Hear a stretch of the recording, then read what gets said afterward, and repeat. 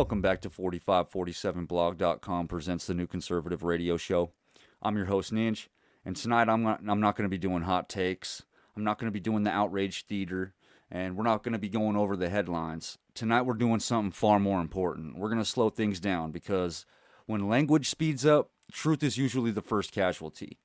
Over the last 48 hours, you've heard a lot about the speech given by Tim Walz, I'm sure. And this is depending on where you get your news, but you were told it was compassionate or that it was calming and that it was meant to protect the people. But leadership isn't defined by tone, it's defined by the consequences. And history teaches us a very uncomfortable lesson. Nations don't fracture when shots are fired. They fracture when language changes, when words stop describing reality and start replacing it. So tonight, we're going to do what legacy media refuses to do. We're going to analyze rhetoric. We're going to examine intent. And we're going to ask the question that, suddenly became taboo. When does a speech stop becoming governments? And when does it start becoming mobilization? Because when a sitting governor tells people authority is illegitimate, law enforcement is criminal, resistance is moral, and accountability comes later, that doesn't feel like calming a population to me. That feels like priming one. And here's the standard that matters. If a Republican governor had ever delivered a speech like this, naming the federal agents as occupiers or calling enforcement brutality, or even urging civilians to document authorities for future prosecution, the media would already have a label locked and loaded on these people, and the liberal media would. That label would be insurrection, and they've already put it on us. But tonight, we're not here to shout, we're here to show, okay? Line by line, word by word, frame by frame. Because once you understand why insurrections actually begin, you start to recognize them long before the streets even explode. The Walz speech is an actual insurrectionist call to arms. Let's stop pretending this was a speech about calm. It wasn't. What you heard from the Governor Tim Walz wasn't reassurance, it was mobilization 100%. He opens by declaring reality itself illegitimate. What's happening defies belief. That's not factual claim, it's a psychological setup. When leaders tell people reality can't be trusted, they're preparing them to accept anything that follows. He says the media can't be trusted either. Again, classic pre-insurrection rhetoric.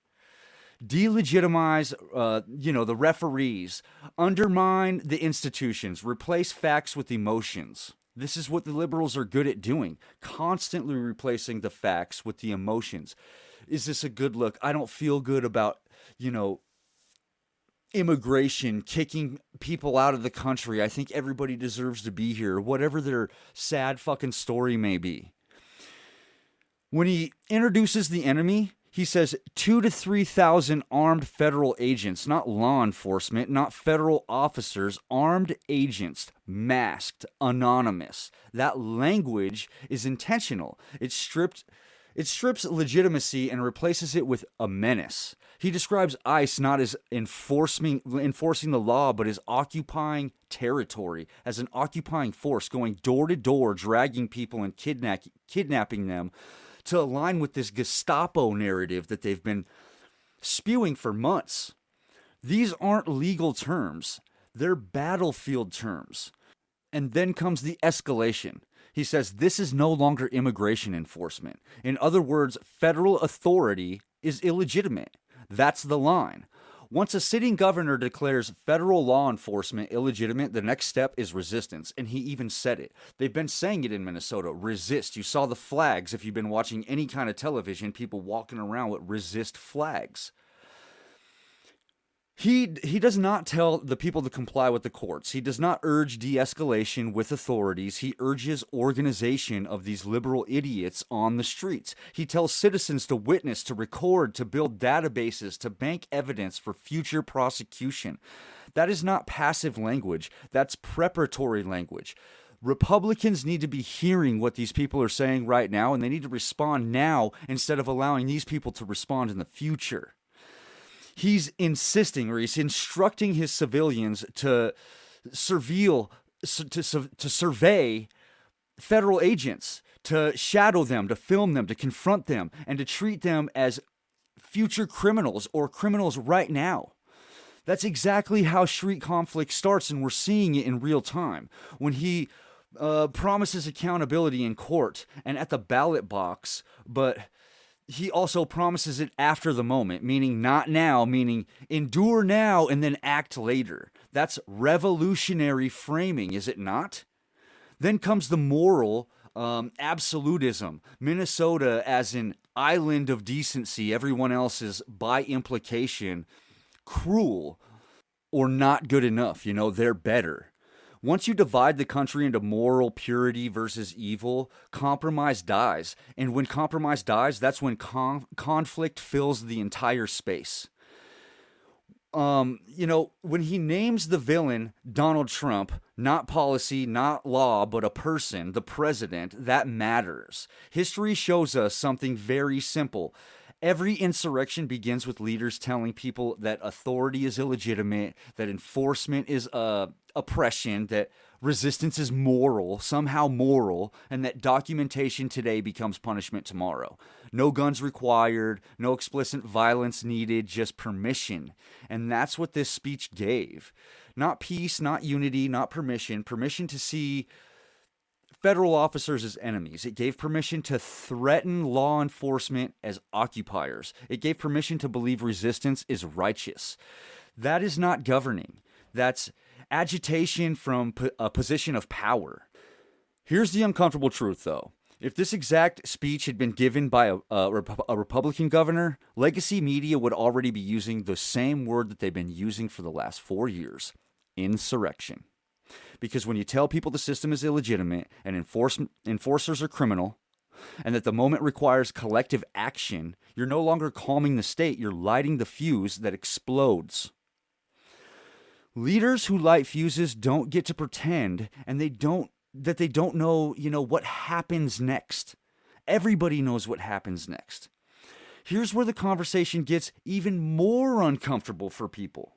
And that's because if we're going to throw around the word insurrection, we don't get to apply it selectively. We have to apply it honestly. So let's talk about January 6th. The speech everyone was told was insurrectionist manifesto. Let's talk about Donald Trump, what Donald Trump even actually said. One line matters more than all the others combined, and that's, I know that everyone here will soon be marching over to the Capitol building to peacefully and patriotically make your voices heard. Peacefully, patriotically. All of us conservatives have heard this before 1,000,000 times, but the liberals, they can't get it through their heads. Donald Trump had never said anything that would have incited violence. When you say peacefully and patriotically go somewhere, that's not inciting violence at all. Those aren't throwaway words. Those are explicit restraints, literally. Peacefully and patriotically. That line it does something very specific, okay? It narrows behavior. It tells people what not to do. It does not name enemies. It doesn't delegitimize any law enforcement. It doesn't instruct civilians to confront or survey or punish anyone. There is no call to track police. There's no call to document officials. There's no promise of reckoning. There's no promise of future prosecution. It is civic language. Petition, speech, assembly. Now contrast that with what we just analyzed with Tim Walz. Tim Walz does not restrain behavior. He expands it. He tells people authority is no longer legitimate. He tells them enforcement has crossed into criminality. He tells them to witness, record, catalog, bank evidence. That's not symbolic speech. That is instruction. And this is the part of the media. It's the part that the media refuses to say out loud. Violence does not begin with shouting. It begins with permission. Permission to see the officers as enemies. Permission to treat law enforcement as an occupation, as they're saying. Permission to believe resistance is virtue. Trump told people to be peaceful. Walz told people to prepare. Trump narrowed the lane. Walz removed the guardrails completely. Trump said, make your voices heard. Walz said, Build the record. Accountability is coming. That is a fundamental difference between the two. One tells people participate within the system that we created together, and the other tells people the system is illegitimate and act accordingly. That's the standard that matters, because insurrection is not defined by tone, it's not defined by crowd size, it's not defined by what party you're in, it's defined by whether a leader delegitimizes authority, mobilizes civilians, moralizes a resistance, and defers accountability to a future movement. That formula doesn't require violence to be spoken aloud. History shows us it almost never is. And here's the final truth. The one nobody in power wants addressed, if these two speeches had their names swapped, right? If Trump had urged citizens to document federal agents for future prosecution, if Trump had declared law enforcement an occupying force, or if Trump had framed resistance as moral duty, there would be no debate at all. The label would be instant. The coverage would be wall to wall. The verdict would already be written, but standards don't change because the speaker does. So words matter, and instructions matter, and leadership matters. It matters most when things are tense, because leaders who calm people don't light fuses, and leaders who light fuses don't get to act surprised when something eventually catches fire. This is where rhetoric meets reality, because language crosses the line from leadership to mobilization eventually, and the law shows up. Multiple reports now indicate the U.S. Department of Justice is examining the conduct surrounding Minnesota's leadership's response, including statements, the coordination, and actions tied to Tim Walz and Mayor Jacob Fry. Let's be clear about what that means. This isn't about politics. It's not about party. It's not about duty. Public officials do not get special immunity when they use the authority of their office to undermine the rule of law. They don't get to declare enforcement illegitimate. They don't get to encourage citizens' surveillance fucking federal agents. They don't get to promise future reckonings and then shrug when tensions spike. That's not leadership, that's reckless. And in my opinion, here's my opinion, planted on the record. If the DOJ finds that these officials knowingly incited obstruction, they encouraged interference with law enforcement, or even use their office to mobilize civilians against federal authority, if they can prove it in any way whatsoever, then they should be arrested, charged, and locked up. Not because I dislike them, not because of ideology, but because no one gets to play by different rules. You cannot spend years telling this country that words are violence and then hide behind free speech. When your own words ignite the situation, you claim defeater. You can't call law enforcement criminal, tell people to document agents for future prosecution, or frame resistance as moral duty, and then plea innocence when the DOJ is asking questions. Accountability doesn't stop at the border of your office. It starts there. And if that standard, sounds harsh, ask yourself, what would the reaction be if a Republican governor told citizens to track federal agents, to build databases on them, or to prepare evidence for prosecution later? They'd be saying what they're saying now to the nth degree. We are Nazis. They're Nazis. This is the Gestapo. We're not even doing those things. And they're already saying it. Just imagine if we were. There would be no belief. There would be no benefit of the doubt. There would be no gentle phrasing.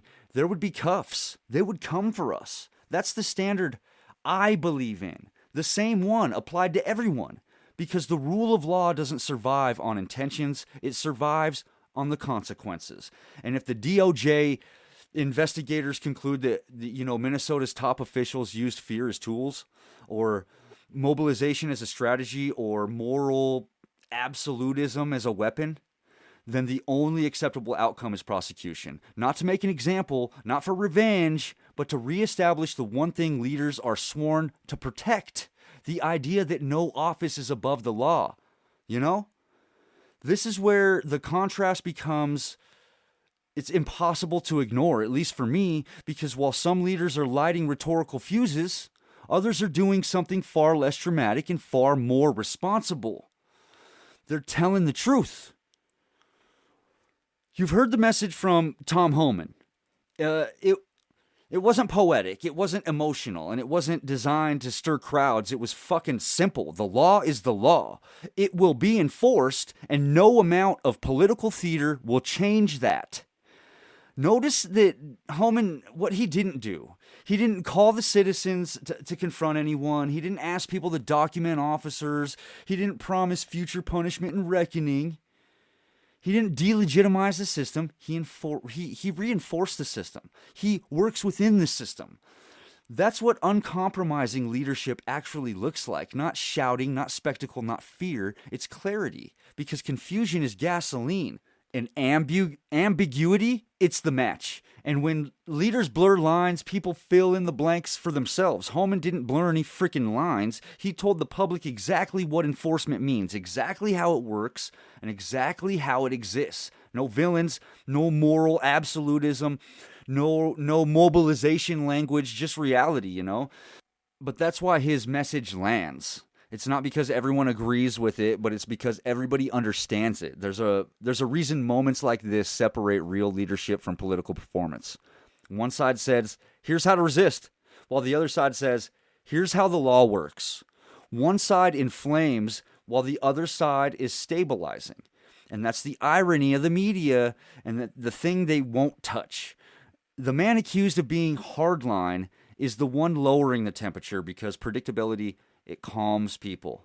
The real danger, it's not firmness. The real danger is uncertainty.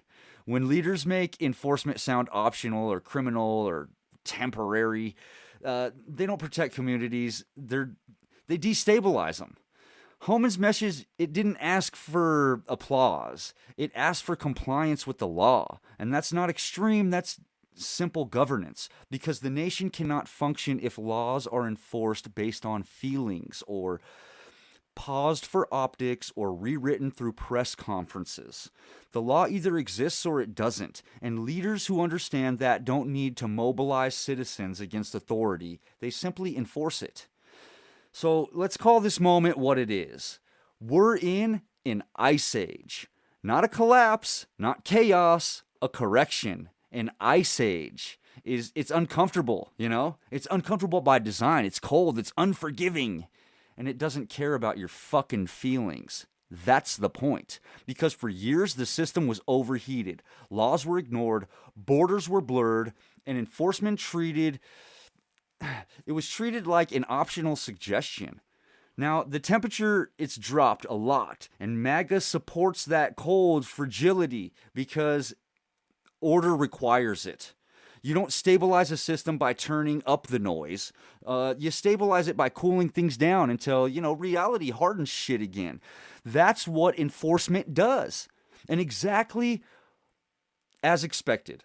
The reaction was hysterical, honestly. The liberals are kicking and they're screaming and they're using the language of apocalypse, because accountability feels like oppression when you've never had to face it. They're feeling like they're having to go to timeout and they're kicking and screaming, being drug over there.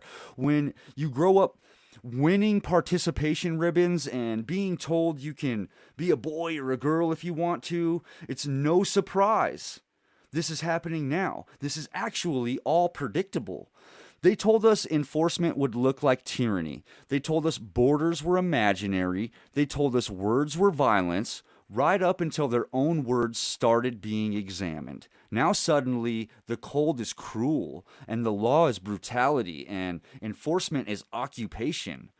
The cold doesn't cause the damage. It reveals what was already weak. When the temperature drops, what survives is, what was built to last. And that's why ICE is at the center of this movement, because enforcement is the test, not of comparison, but of seriousness. You cannot claim to believe in the law while panicking when it's enforced. You can't demand accountability and then melt down, when the spotlight turns inward. That brings us to the next phase of this ice age, because cooling the system, it's not enough. You also have to clean that thing. And if investigations show that politicians are using their offices to obstruct enforcement or mobilize civilians against lawful authority, or to incite or interfere with the banner of morality, then the process must continue legally, methodically, without fear or favoritism. Arrests, if warranted by evidence, are not vengeance. They are maintenance of our system. They are the system correcting itself. That's not radical. That's what equal application of the law looks like. And this is where MAGA is honest in a way that the left is not. We expect this reaction. We expect the outrage. We expected the kicking and screaming and the crying, because when the ice sets in, everything that relied on heat starts to crack, you know? The ice age is here, guys, and it will remain until the law is respected again, until authority is legitimate again, and until those who tried to undermine it are held accountable by the same rules as everyone else. Cold doesn't destroy a nation, lawlessness does. The cold of ice does not destroy this nation. The lawlessness of the left destroys this nation. Sometimes the only way forward is to let the temperature drop until order freezes back into place. Here's where we leave this tonight. Not in anger or chaos and not in fear. We leave it in reality. We've heard the speeches. We've dissected the language. We compared the standards, and we've exposed the double standard that too many people pretend not to see. The moment that it was never about tone, it was about truth. When leaders tell citizens that authority is illegitimate, that law enforcement is criminal, and that resistance is moral, that's not compassion. That's destabilization, period. And when the system finally responds, when enforcement resumes, when investigations begin and accountability becomes unavoidable once again, the outrage isn't evidence of injustice. It's evidence of expectation being broken. MAGA didn't stumble into this movement, blindly. We knew this reaction would come. We knew the screams would follow, because the law is finally enforced. Those who benefited from disorder always protest the loudest. This is the ice age, figuratively speaking. And no, it isn't warm, it isn't soft, and it isn't interested in narratives, but it is necessary, because the nation doesn't survive on slogans. It survives on boundaries, enforcement, and on consequences again. And that's why clarity matters more than comfort. That's why leaders who speak plainly stabilize the country, and leaders who inflame destabilize it. The law is not cruel, the law is neutral. ICE isn't the villain of the story. The chaos is, obstruction is, dishonesty is. What happens next should happen the right way, through investigations, through courts, through evidence, through lawful processes, not mobs, theatrics, not selective outrage. Because if we believe in equal justice, then no office is too high, no title's too powerful, no narrative's too protected. That's not revenge. That is maintenance. And maintenance is what keeps systems from collapsing. Everything needs maintenance or it falls apart. So let the temperature hold. Let the law do its work. Let accountability run its course. And let history remember who chose order when chaos was easier. That's it for tonight, guys. Protect your families, pay attention to the language, and don't let anyone convince you that enforcing the law is the same thing as destroying the fucking country. It isn't. This is the New Conservative Radio Show. I'm your host, NINJ. We'll see you next time.